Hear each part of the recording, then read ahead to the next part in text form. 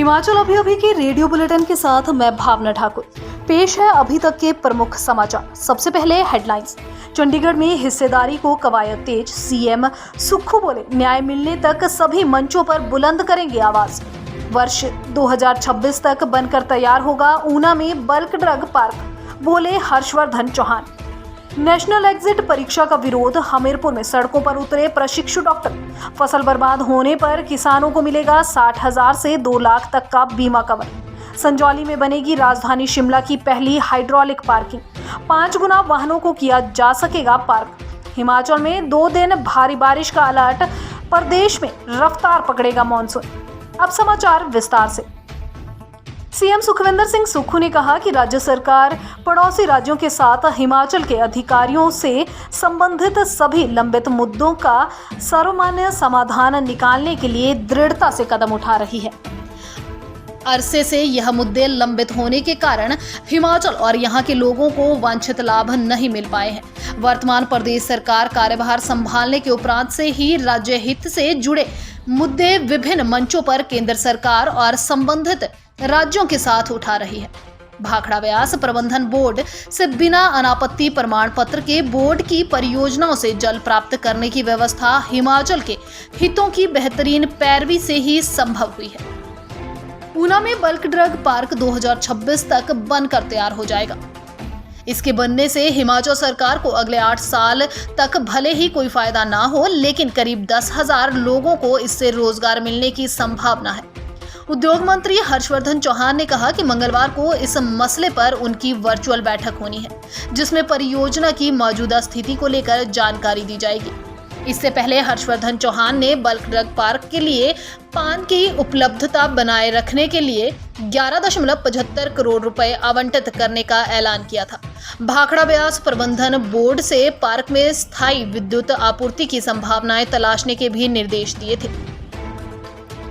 Doctor Radhakrishnan medical college एवं अस्पताल हमीरपुर में मौजूदा शैक्षणिक सत्र के बीच में नेशनल एग्जिट परीक्षा लागू करने के फैसले के विरोध में सोमवार को प्रदेश के सभी मेडिकल कॉलेज के छात्र सड़कों पर उतर आए हैं। उन्होंने नेशनल मेडिकल काउंसिल के इस नए फरमान का विरोध करते हुए इसे इस वर्ष से लागू न करने की मांग की है।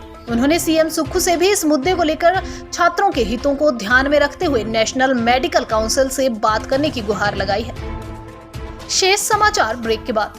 आपके स्वास्थ्य का प्रहरी, श्री बालाजी हॉस्पिटल, कांगड़ा, हिमाचल। मौसम के खराब होने या सूखा पड़ने से फसल नष्ट होने पर किसानों को 60,000 से लेकर 2 लाख तक का बीमा कवर मिलेगा। ओलावृष्टि के लिए 30,000 रुपए का अतिरिक्त लाभ दिया जाएगा। इसके लिए प्रधानमंत्री फसल बीमा योजना को आगामी 3 वर्षों के लिए अधिसूचित किया गया है।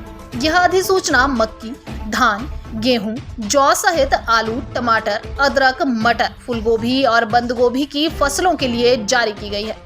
यह बीमा एग्रीकल्चर इंश्योरेंस कंपनी और क्षेमा जनरल इंश्योरेंस कंपनी करेगी। प्रीमियम किसान केंद्र और राज्य सरकार संयुक्त रूप से जमा करेंगे। कृषि निदेशक ने इस संबंध में सभी संबंधित अधिकारियों को निर्देश जारी किए हैं।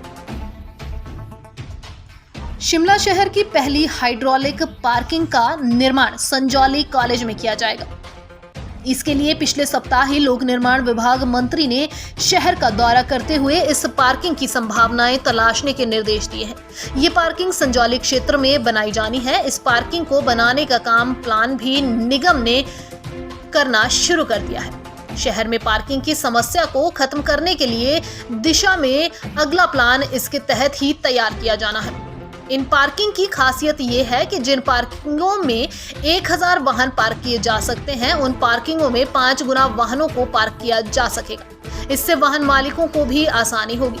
हिमाचल प्रदेश में मानसून के रफ्तार पकड़ने की संभावना है। मौसम विज्ञान केंद्र शिमला ने प्रदेश में 2 दिन भारी बारिश का अलर्ट जारी किया है। विभाग के अनुसार प्रदेश के कई भागों में 7 जुलाई तक बारिश का सिलसिला जारी रहने की संभावना है।